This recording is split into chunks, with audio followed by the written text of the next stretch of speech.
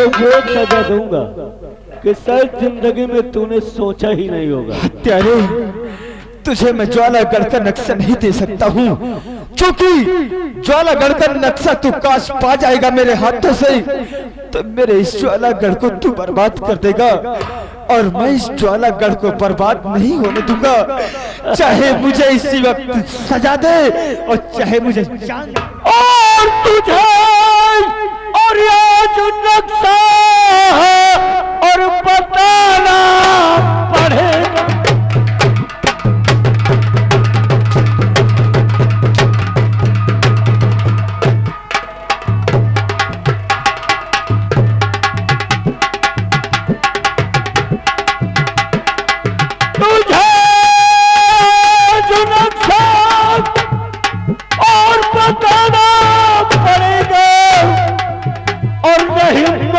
Hunter की खाना पर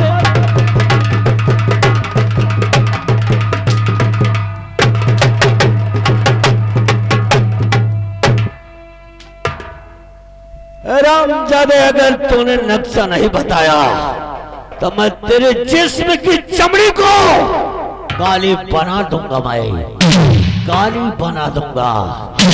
शरीर के चाहे बोटी बोटी हो जाए, लेकिन मंत्रीवर मुझसे नक्शा और खजाने की चाबी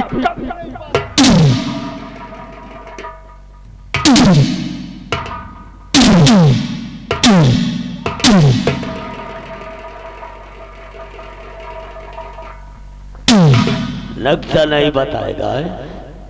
हरामजादे, इतना याद रखना कि हम तुझे वैसी सजा दूंगा कि तेरे जिस्म को जंगली जानवर नोच नोच कर खाएंगे, खा जाएंगे, और तू तड़फेगा, चिल्लाएगा, लेकिन तेरी आवाज को सुनने वाला वहां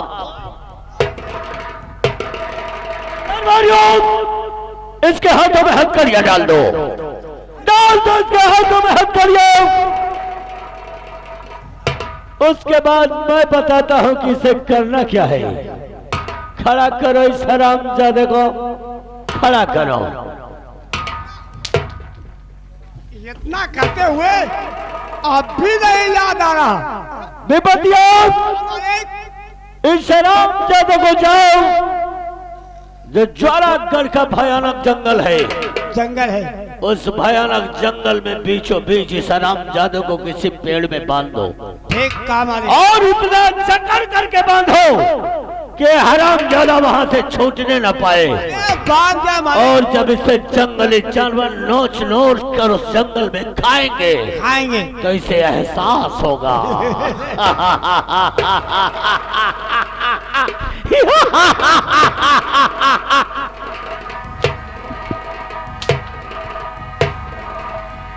इसे एहसास होगा कि अगर नक्शा बता दिया होता तो आज हमारी ये हालत नहीं होती। ले जाओ, मेरी नजरों के सामने से हटाओ और बांध दो भयानक जंगल के बीचों बीच में। तड़प तड़प कर मरेगा साला। ले जाओ तड़प।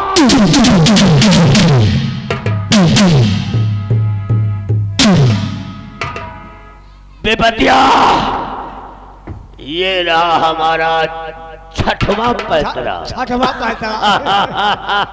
सतवां करने वाले हैं। सतवां पैतरा अब मैं खेलूंगा।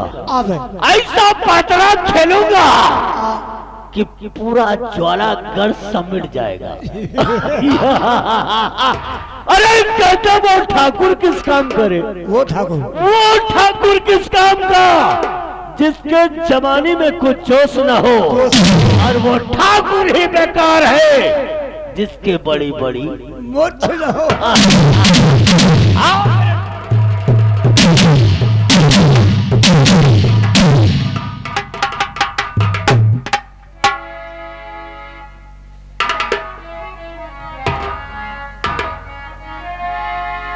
सुन लिया है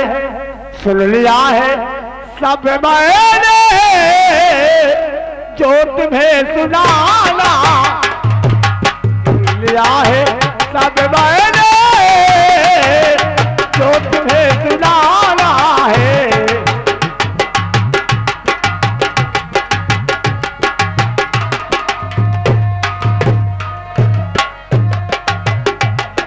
सुन लिया सब माने, जो तुम्हें सुनाना है। कैर से मोहब्बत है, दर्द का बहाना है।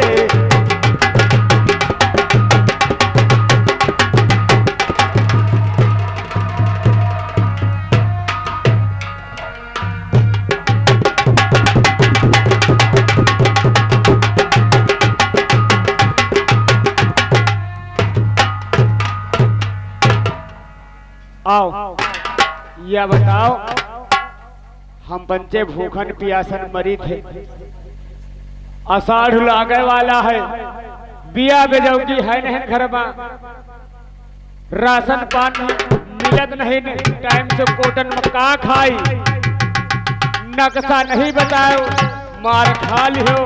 अरे बच्चा काहे उधरवाल लगा क्यों? भगत, काश तुम लोगों को पैसे की जरूरत है तो मैं खजाने से जितना पैसा चाहिए निकाल कर दे दूंगा, लेकिन नक्शा और चाबी खजाने की अगर मंत्री को हमने दे दिया तो पूरे ज्वालागढ़ को बर्बाद कर डालेगा। इसलिए मैं ज्वालागढ़ को अपने नजरों के सामने बर्बाद होते नहीं देख सकता। भैया, अगर ये बात बर्बादी तक पहुंच गई है तो बर्बादी का साथ तो मैं भी नहीं दे सकता, इसलिए कि आपके पिताजी का मैं नौकर हूं,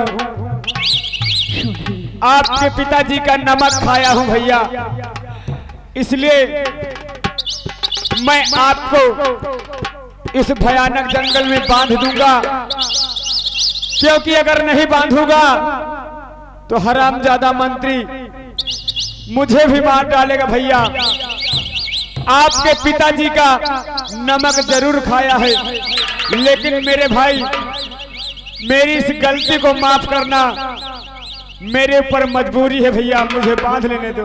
भगत, मैं तुझसे एक रिक्वेस्ट करता हूँ, तू तो मेरे पिताजी का बहुत बड़ा वफादार नौकर है, इसलिए तुझसे एक विनती करता हूँ, आज इस जंगल में मुझे मत बांध, मेरे हाथों से हथकड़ी खोल दे। मैं तुझसे वचन देता हूँ, इस ज्वालागढ़ को छोड़कर कहीं दूर चला जाऊंगा, नहीं ज्वालागढ़ में कभी नहीं आऊंगा, मुझे छोड़। नहीं भैया, आपको नहीं छोड़ूंगा, नहीं मुझको मंत्री जिंदा नहीं छोड़ेगा। भैया, मुझे माफ कर देना, आपके तो आगे पीछे कोई नहीं है और हमारे छोटे छोटे बच्चे हैं, वो भूखे मर जाएंगे, मुझको कुछ हो जाएगा तो मेरे भाई मुझको माफ कर दो। ठीक है भगत, आज जैसे तेरी मर्जी हो वैसा तू कर।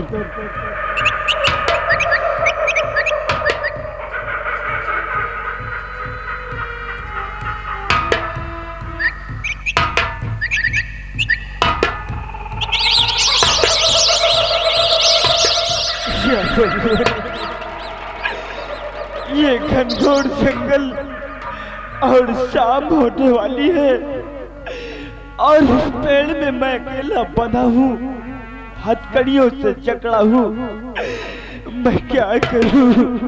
कौन मेरा मददगार है या मालिक?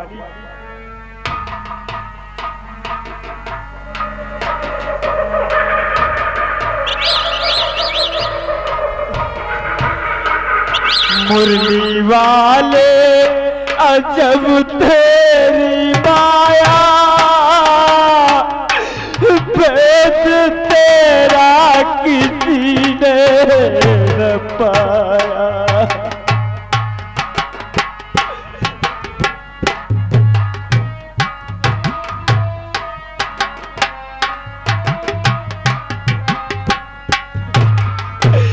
मुरली वाले जब तेरी माया, भेद तेरा किसी ने न पाया। तू तूने राजा को रंग बनाया, रंग को राजा बनाया।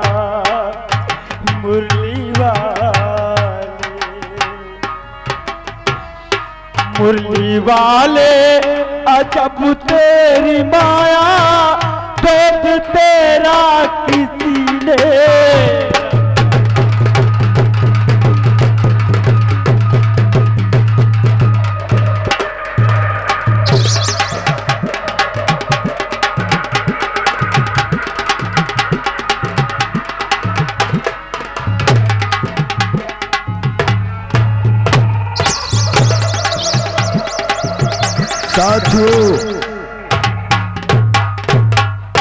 साथियों, आज इस बियाबान में हम सभी के कानों में कैसी आवाज आ रही है। आप लोगों से कुछ कहना चाहता हूँ साथियों, मेरी बात को गौर सुनो और आगे बढ़ने की कोशिश करो। साथियों, तो दर्द गम से भरी इस बियाबान से, दर्द गम से भरी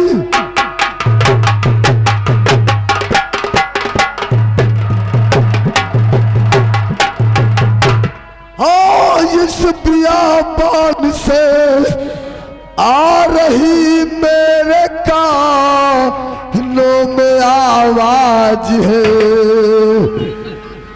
जैसे दुखिया कोई कर रहा है रुदले, ऐसी आवाज है, ऐसी आवाज है। जैसे दुखिया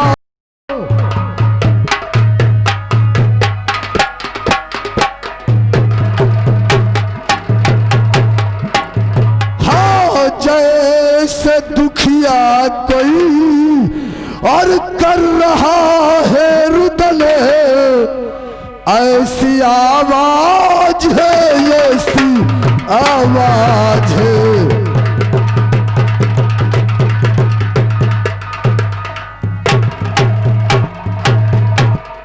साथियों, इस जिस दिशा से हमारे कानों में आवाज आ रही है और आज हम सभी उसी दिशा के लिए बढ़ते हैं।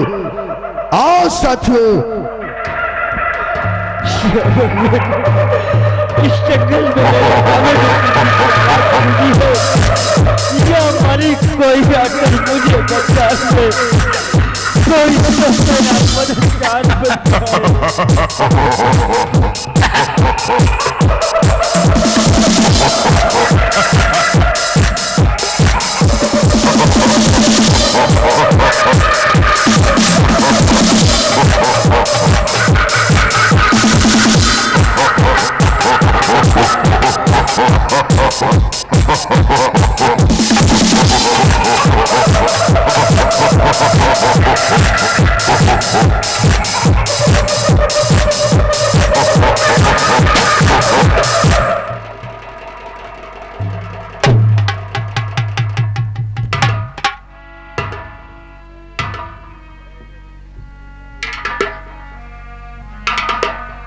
साथियों,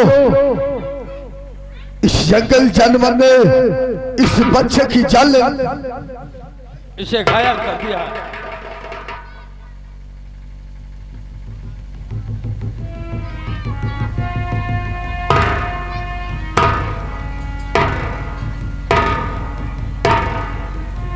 साथियों, भगत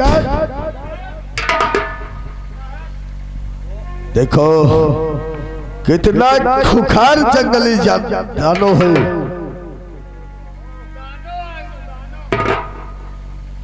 दाना है।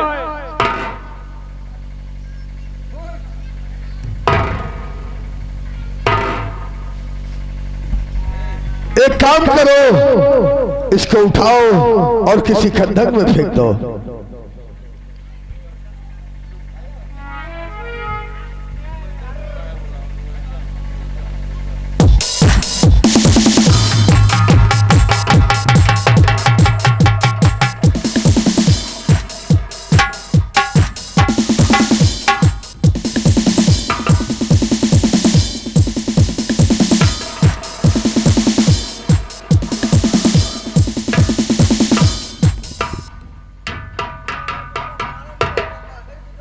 मुझे बताओ बेटा, इस बियाबान जंगल में इस पेड़ों की जड़ों से बच के तुम कौन हो?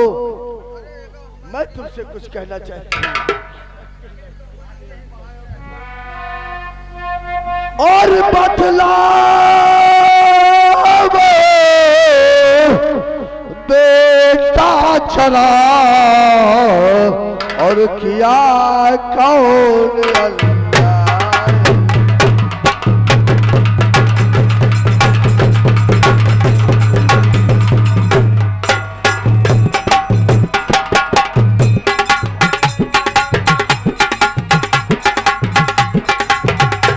बतलाओ बेटा चलो और किया कौन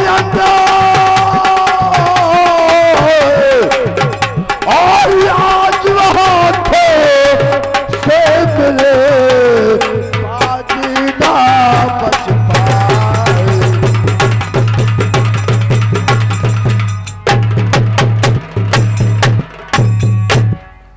बेटा आखिर बात क्या है बताओ?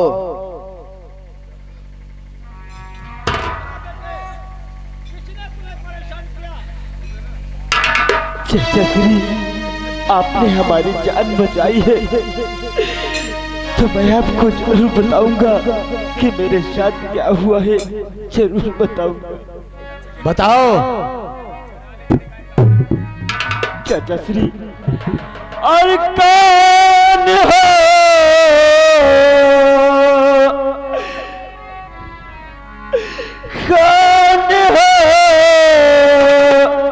आए यहाँ बन करके भगवान?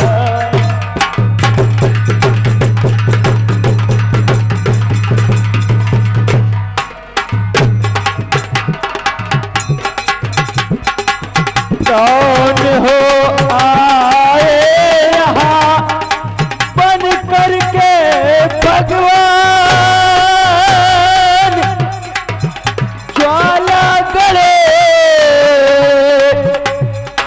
ज्वाला गड़े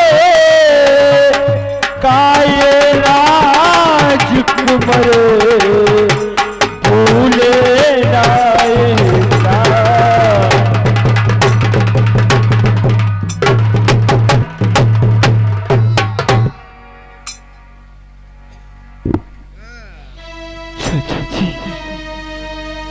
ये आभा का ज्वालागढ़ का रहने वाला है।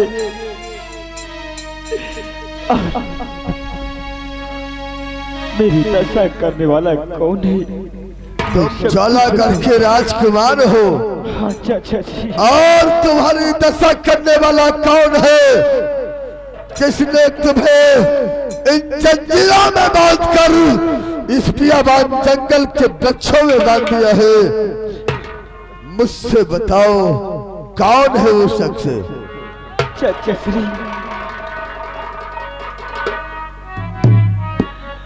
और नीच मंत्री ने ढाया है ऐसा कह, नीच मंत्री ने ढाया है ऐसा कह।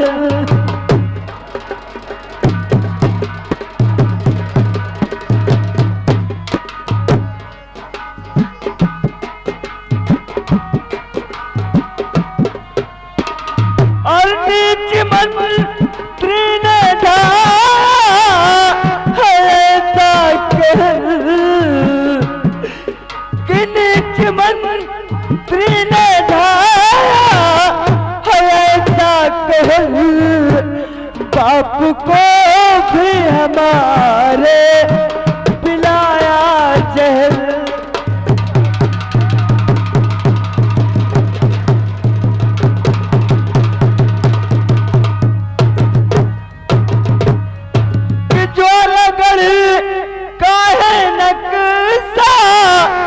जब बताया नहीं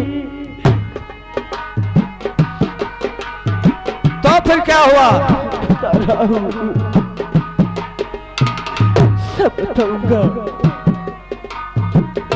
कि ज्वाला गढ़ी कहे नक्शा जब बताया नहीं, और जुल्म ढाता था मुझ पे शामों पर।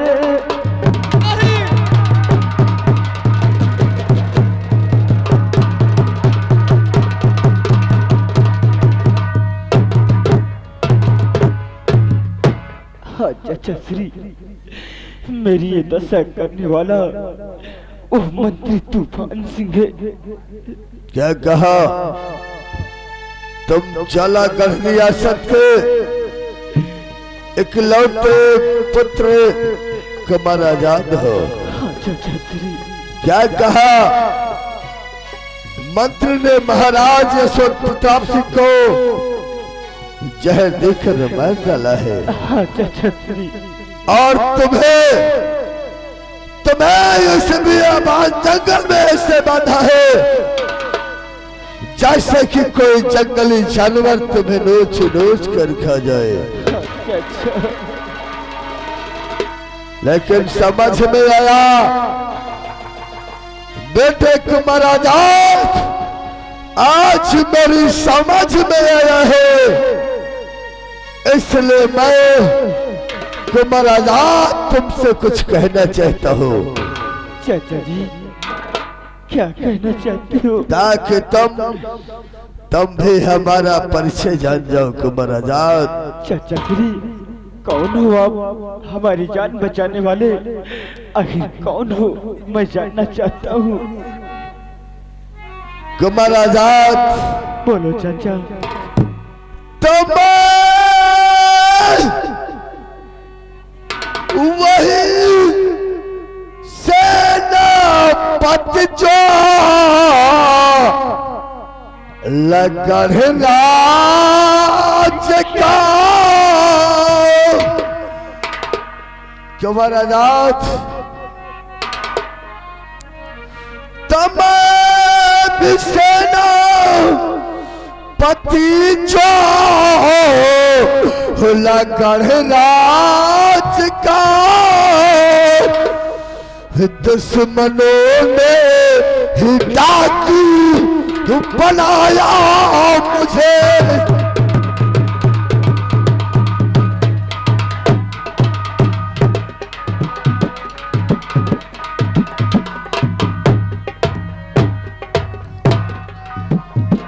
सारी गद्दारी उसने मंत्री की है। कुमार आजाद, सारी गद्दारी उसने मंत्री की है। आज से मैं सहारा दूंगा।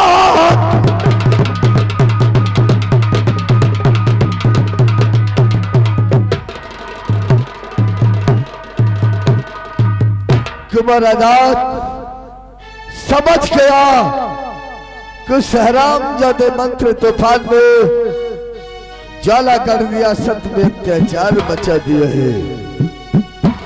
इसलिए बेटे कुमार आजाद, काश उसने महाराज यशवंत प्रताप सिंह को जहर देके मारा है, तो आज से मैं तुम्हें तुम्हारा सहारा हो और पूरी मदद करूंगा। इसलिए आज कुमार आजाद, रोने और धोने से कोई काम नहीं चलता है।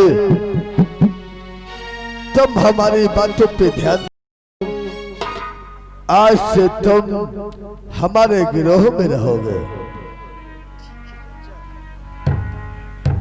और आज अपना भेष डाकू का बनाकर यहां से जाओगे, मंत्री तूफान सिंह की बेटी को उठाकर अपने अड्डे पे लाओगे। चाचा श्री, काई साहब ने हमारी जान बचाई है, तो आप जो कहेंगे हम वही करने के लिए तैयार हैं। काश साहब का आदेश है कि मैं यहाँ से जाऊं ज्वालागढ़, और ज्वालागढ़ में मंत्री तूफान सिंह की इकलौती जो बेटी है उसे उठा करके अपने अड्डे पर लाऊं। चाचा श्री, मैं आपके आदेश का पालन करूंगा। महाराज इतना काम करके आओगे तो हमारा दुश्मन हमारी तरफ भागते हुए चलाएगा। चाचा श्री, काश आपका आदेश है और आपका आशीर्वाद है तो मैं उसकी बेटी को उठाकर आपके सामने अड्डे पर जरूर लेकर आऊंगा, जरूर लेकर आऊंगा। आपसे मैं वचन देता हूँ। महाराज आज से तुम्हारा लिबास डाकू का होगा और हाथ में बंदूक होगी। यहाँ से जाओ, आज से हरामजादा की बेटी आरती को उठा कर लाओगे तो हरामजादा हमारी तरफ भागते ही चलाएगा। चाचा श्री, कसम है मुझे माँ भवानी की और आपके चरणों की, जब तक मैं उसकी बेटी को उठाकर अड्डे पर नहीं लाऊंगा तब तक मैं आपके सामने नहीं आऊंगा। इसलिए मुझे जाने का आदेश दो। जाओ भवानी।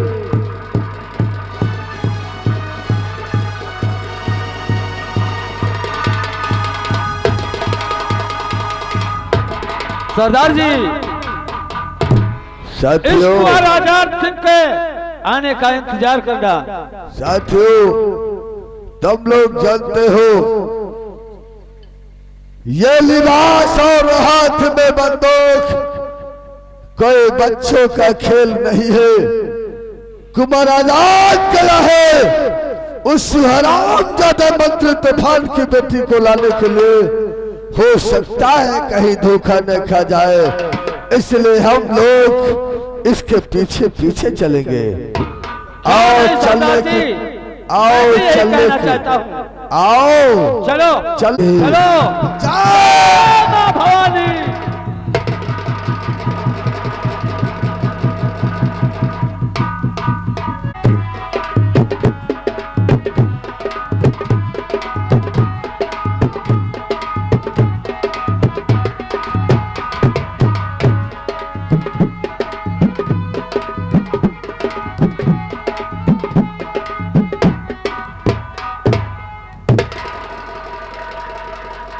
बेबतिया, क्या हो रहा है? अरे मालिक आप ही काम है, बताओ मालिक। आज बताने की बात यह है हाँ कि आज सुबह सुबह मैं अपने कमरे में बैठा था। हाँ, अचानक फोन आया। हाँ। और फोन कहाँ से आया? कहाँ से है मालिक? हमारे